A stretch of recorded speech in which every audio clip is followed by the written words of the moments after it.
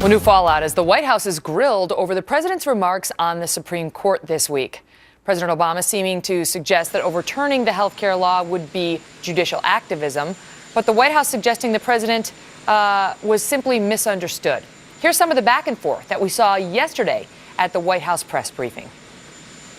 What he said on Monday was an obvious misspoken moment because he talked about the court not being in a position to overturn the president. Look, Bill, you're standing up there twisting yourself in knots your colleague, because he made a mistake and you can't admit it. No, Bill. I am acknowledging you're sharing in the righteous indignation here that. And it went on from there. You saw it here live. So how does someone in the president's inner circle view the media coverage of this and of the president's press in general?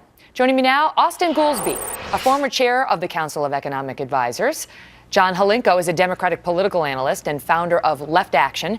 And Corey Elons is a former deputy press secretary for President Obama. Gentlemen, thank you all so much for being here. Corey, let me start with you on this as somebody who was in the press office. You got to feel for Jay Carney on this because it's never ideal when you're taking all that kind of incoming and, press from all organizations are firing tough questions at you.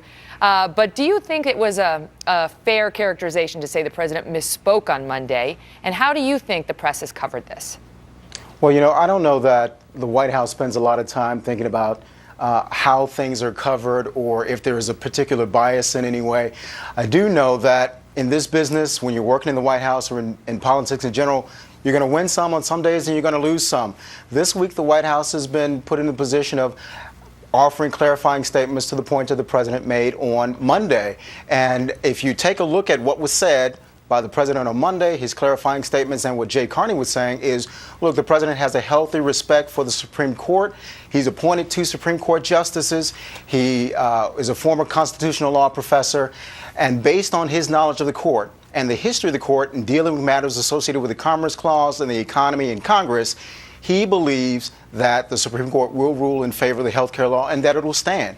That's what the president was saying. It's tough. You have to defend these positions sometimes. It can be tough, but I think that's where the president and Jay were trying to point to. Some were accusing the administration of seeming frustrated by the press coverage. You saw Jay Carney there. He was talking about the president misspoke, and then he was being challenged by the CBS reporters, saying, misspoke, what are you talking about? And then the president said something, sort of offered an admonishment for the media when they're covering his positions. We've got a little bit of that. This is from April 3rd. Watch this. So, as all of you are doing your reporting,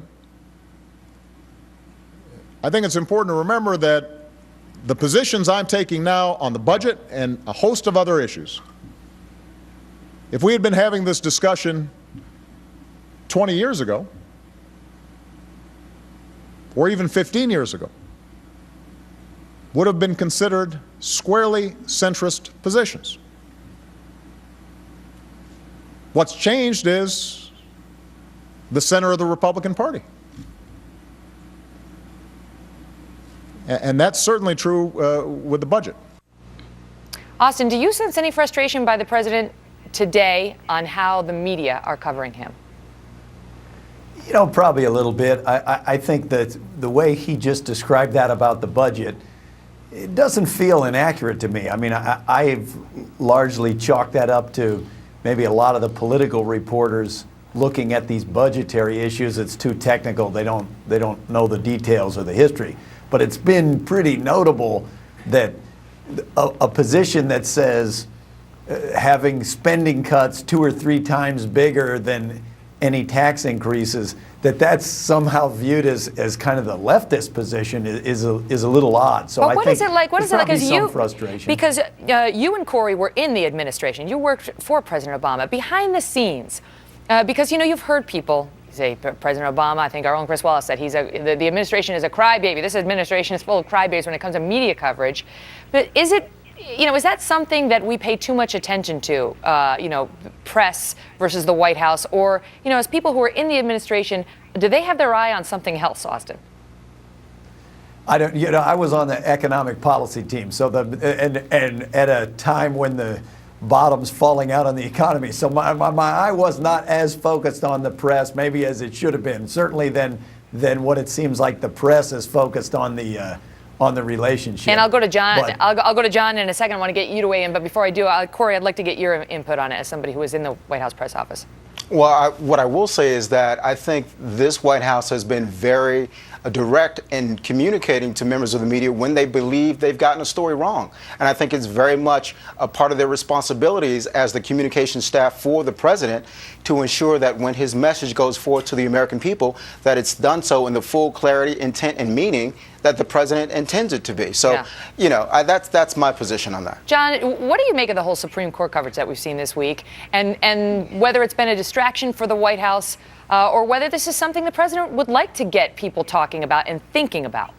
Well, I think to some extent it's been a distraction. I think what probably is frustrating, at least is frustrating for me as a supporter, is seeing all the attention that's played to a fairly arcane question of whether or not he was referencing the Commerce Clause or not, when we have Justice Scalia trashing the law and admitting that he hasn't read it and saying that 2,700 pages is just too darn hard to read. Even Nobody though, read it. Do you think any of the Supreme Court justices read it? Well, but to be honest, I would hope they would read it. I mean, 2,700 Most pages of our sounds like congressmen a lot. haven't even read it, John.